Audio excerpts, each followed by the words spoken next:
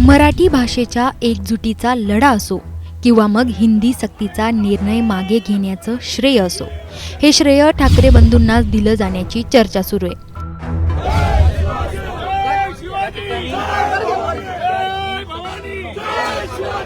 पण असं असलं तरी मुळात मराठी भाषेचा लढा ज्यांनी उभा केला ती व्यक्ती नेमकी कोण आहे?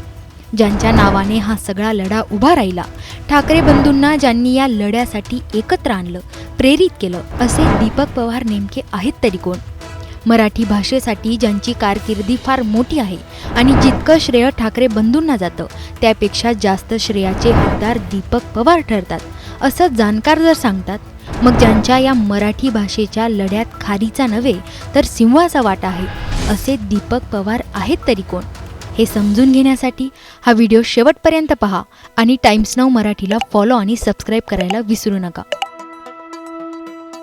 जवळपास 20-22 वर्ष आम्ही मराठीच्या चळवळीचं काम करतो. महाराष्ट्र हे हिंदुत्वाच्या सांस्कृतिक राष्ट्रवादाच्या प्रयोगशाळेपुढचं सगळ्यात मोठं आव्हान आहे. जर आपण हे मैदान सोडलं तर हे थेट दक्षिणेत जातील आणि मग द्रविड राष्ट्रवादाच्या आणि गायपट्ट्याच्या राष्ट्रवादाच्या लढाईमध्ये महाराष्ट्राचं भजं होईल, हे आपण लक्षात घेऊया.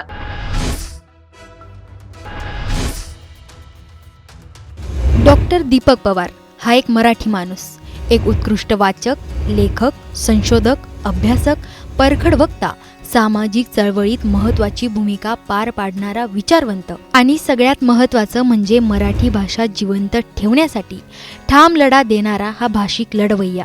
गेली अनेक वर्ष महाराष्ट्रातल्या मराठी माध्यमाच्या शाळा मोठ्या प्रमाणामध्ये बंद होताना दिसतात. पालकांचा प्राधान्यक्रम बदललेला दिसतो. पण जोपर्यंत एखादं राज्य सरकार या भाषेच्या पाठीमागे आपण खंबीरपणे उभे आहोत आणि त्या भाषेतनं शिकणाऱ्या मुलांच्या रोजगाराची सोय केली जाईल, किंबहुना अशा पद्धतीनं शिकणाऱ्या मुलांना प्राधान्यक्रमात धरलं जाईल, अशा प्रकारचा आत्मविश्वास समाजाला देत नाही, तोपर्यंत मराठी शाळांची गळती थांबवणं कठीण होईल.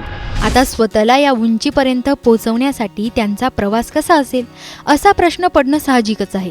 तर डॉक्टर दीपक पवार यांचं महाविद्यालयीन शिक्षण हे मुंबईच्या मुलुंड भागातील केळकर वझे या महाविद्यालयात झालंय.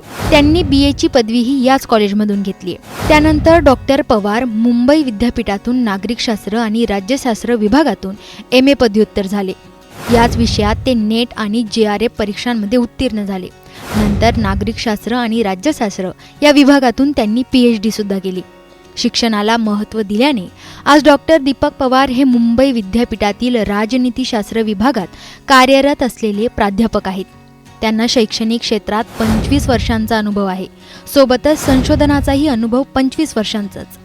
त्यांनी राजकारण, सार्वजनिक धोरण, भाषा प्रश्न, सामाजिक न्याय आणि घटनेच्या मूलभूत मूल्यांवर अभ्यासपूर्व लेखन केलंय.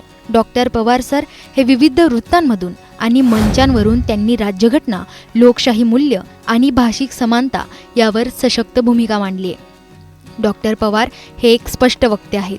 आता मूळ मुद्दा, त्रिभाषा सक्ती विरोधात त्यांचं नाव पुढे का आलं असावं? तर डॉक्टर पवार यांचा त्रिभाषा सक्ती या धोरणाला ठाम विरोध आहे. त्यांच्या मते ही सक्ती हिंदी भाषा आणि संस्कृतीचं वर्चस्व प्रस्थापित करण्याचा एक गुप्त अजेंडा आहे. भारतात असलेल्या भाषिक विविधतेला आणि राज्यांच्या भाषिक स्वायत्ततेला हे धोरण बाधा पोचवतं.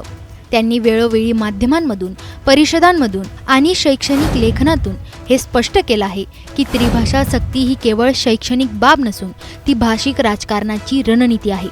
मराठीसाठी त्यांची भूमिका कधीच बदलली नाही, मात्र त्यांनी इतर भाषेंचा द्वेषही कधी केला नाही. त्यांच्या मते भाषा सगळ्यात चांगल्या असतात, पण त्यांची सक्ती चांगली नाही. थोडक्यात काय, तर भाषेला विरोध नाही, पण भाषा सक्तीला त्यांचा ठाम विरोध आहे. एक चांगले लेखक म्हटले म्हणजे त्यांनी निश्चितच साहित्य लेखन केलंच असावं. तर डॉक्टर पवार सर यांचं लेखन हे लोकसत्ता, महाराष्ट्र टाइम्स, सामना, सकाळ यांसारख्या प्रमुख माध्यमांतून प्रसिद्ध झाले. दूरस्थाचा पसारा हा काव्यसंग्रह असेल किंवा मग post globalisation politics of language in Maharashtra हे पुस्तक असेल, महाराष्ट्र कर्नाटक सीमावाद, संघर्ष आणि संकल्प किंवा मग लोकशाही गप्पा, अशी अनेक पुस्तकं त्यांनी लिहिली आहेत.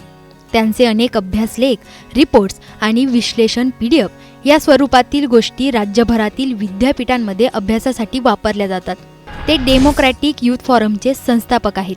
त्यांनी महाराष्ट्रातील ग्रामीण विद्यार्थ्यांसाठी करिअर मार्गदर्शन, संविधान अभ्यास, लोकशाही साक्षरता यांवर अनेक शिबिरे घेतली आहेत. त्यांना अनेक नामांकित पुरस्कारही मिळाले आहेत, ज्यात बाळकृष्ण ढेरे पुरस्कार, माधव जुळेले मराठी भाषा प्रचारक पुरस्कार, सपू जोशी मराठी भाषा पुरस्कार आणि 2020-21 साली उत्कृष्ट ग्रंथ निर्मिती पुरस्कार असे अनेक पुरस्कार त्यांना मिळालेले आहेत. पण डॉक्टर पवार यांचा कोणताही राजकीय पक्षात समावेश नाही. त्यांचा समावेश फक्त मराठी जिवंत आणि जपण्यात आहे. आजकाल जिथे नेते पक्षासाठी ठाम राहत नाही, अशा वेळी डॉक्टर दीपक पवार मराठी भाषेसाठी ठाम आहेत. म्हणून या व्यक्तिमत्वाविषयी तुम्हाला काय वाटतं? कमेंट करून नक्की सांगा. या भेटीच्या दरम्यान आम्ही गेल्या 2-2.5 महिन्यांमध्ये ज्या प्रकारचं आंदोलन महाराष्ट्रभरामध्ये नागरी समाजातल्या चळवळींनी उभं केलं आहे त्याच्याबद्दलचा तपशील आम्ही उद्धवजींना सांगितला. त्यावेळेचा त्यांचा पहिला प्रश्न असा होता की हिंदीला किंवा तिसऱ्या भाषेच्या सक्तीला आपला विरोध आहे हे आता सर्वदूर लोकांच्यापर्यंत गेलेलं आहे. यानंतर आपल्याला काय करायचं आहे आणि कार्यक्रम काय असणार आहे हे तुम्ही लोकांशी बोला किंवा आमच्याशी अगोदर बोला आणि या प्रकारच्या कार्यक्रमाबद्दल बोलून नंतर कोणत्याही परिस्थितीत तिसऱ्या भाषेची सक्ती, जिला सरकार सोपं करण्याच्या दृष्टीने हिंदीची सक्ती असं म्हणत आहे, ती पूर्ण घालवण्याच्या दृष्टीने शिवसेना पक्ष पूर्ण ताकदीने आमच्यासोबत उभा राहील अशा प्रकारचं शब्द उद्धवजींनी दिलाय. 2 कार्यक्रम आम्ही त्यांच्याशी आज चर्चा करताना त्यांच्यासमोर सांगितले. एक म्हणजे येत्या रविवारी 29 जूनला दुपारी 3 वाजता मुंबई मराठी पत्रकार संघामध्ये नागरी समाजातल्या चळवळी आणि सर्व कार्यकर्ते, राजकीय पक्षांचे प्रतिनिधी यांची जाहीर सभा आम्ही घेतो आहोत आणि त्या दिवशी 16 एप्रिलचा शासन निर्णय ज्याच्यामध्ये अनिवार्य हा शब्द वापरला गेला, 17 जूनचा शासन निर्णय जिथे अनिवार्य हा शब्द बदलून सर्वसाधारण हा शब्द आणला गेला पण त्याचा अर्थ तोच आहे आणि 6 जूनचं रेखावार यांच्या सहीचं परिपत्रक, ज्या परिपत्रकाच्या नुसार NCERTची पुस्तकं महाराष्ट्र शासनाने अनिवार्यपणे घ्यायची आहेत, ज्यामुळे आपल्या सगळ्यांच्या आठवणीचा भाग असलेली बालभारती आणखी काही वर्षांनी कालबाह्य होणार आहे. या 3 महत्त्वाचे 2 शासन निर्णय आणि 1 परिपत्रक यांची प्रतिकात्मक होळी करण्याचा कार्यक्रम आम्ही करतो आहोत आणि या कार्यक्रमामध्ये उद्धव साहेबांनी यावं आणि शिवसेना पक्षाच्या सर्व प्रमुख नेत्यांनी, कार्यकर्त्यांनी सहभागी व्हावं अशी आम्ही त्यांना विनंती केली आणि मला आनंद वाटतो की उद्धवजींनी आमची ती विनंती मान्य केली आहे. मी उद्धवजींच्या बद्दल आणि संपूर्ण शिवसेना पक्षाबद्दल चळवळीतल्या कार्यकर्त्यांच्या वतीनं कृतज्ञता व्यक्त करतो की शिवसेना पक्षाची जी काही वैचारिक भूमिका आहे मराठी संबंधातली, ती भूमिका घेऊन हा पक्ष आमच्या सोबत असेल तर आमच्या लढ्याची ताकद शतपटीने वाढेल आणि आम्हाला महाराष्ट्र सरकारला या प्रकारच्या मनमानीपासून आणि IAS लॉबीला या मनमानीपासून रोखण्यामध्ये यश येईल अशा प्रकारचा मला विश्वास वाटतो.